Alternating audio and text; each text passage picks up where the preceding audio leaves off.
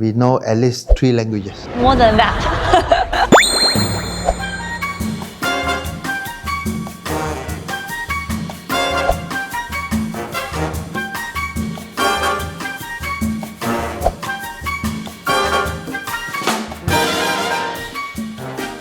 Very honored with today we have our honorary advisor for our summit, Dato Dr. Tan. I'm glad to be here today to share some of the thought and the objective about ASEAN Technology Cooperation and Development Summit can enhance more knowledge about the understanding about this summit.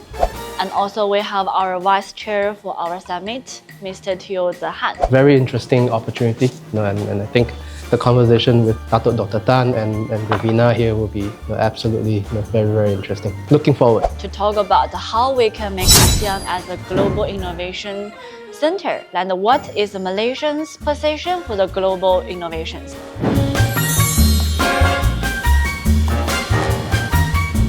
Why Malaysia can be the connecting region for China, for Canada, even for American, for Middle East. In terms of legal framework, we oblige to our contract. So that is very important because in business, when both parties sign agreement, so one of the important clause in our agreement, so is any variation mutually agreeable to amend.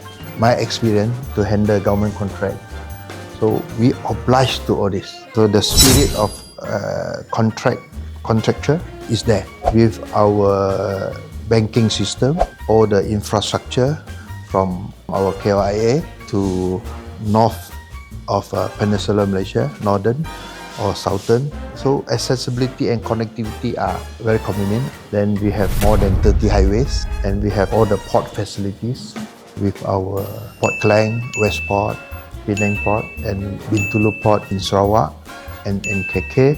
We have all the basic infrastructure and utilities. So that also another attractive point for our potential investor when they come here, especially for this summit. So they know to enhance the confidence, to build the confidence. They just spend 3-4 days here.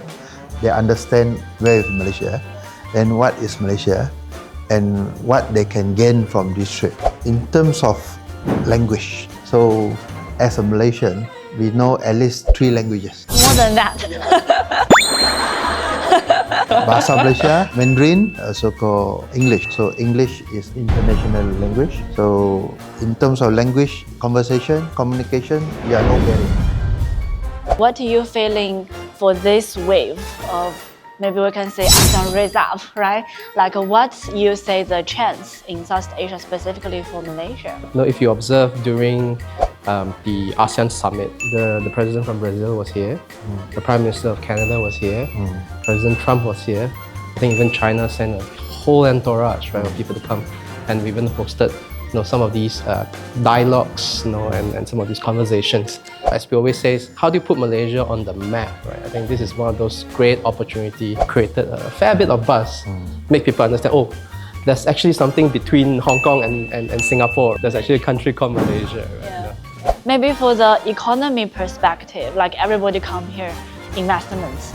But how you feeling does Malaysian people or talents or maybe the local company can be handled that? We always take for granted that we want the talents to be ready-made, and we've been exporting talents all over the world. Right? Yeah. The CEO of Intel is Malaysian from JB, and you see many international CEOs all around the world. You will always find 1 or 2 Malaysians amongst them.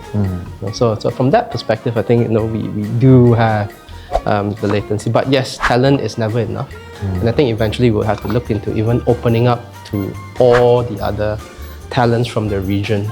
I recall in the conversation at the ASEAN level, we were talking about talent mobility, how talent can move from one country to another.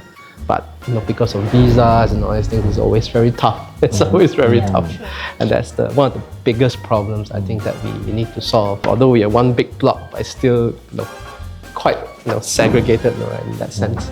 But I think there's a potential for that.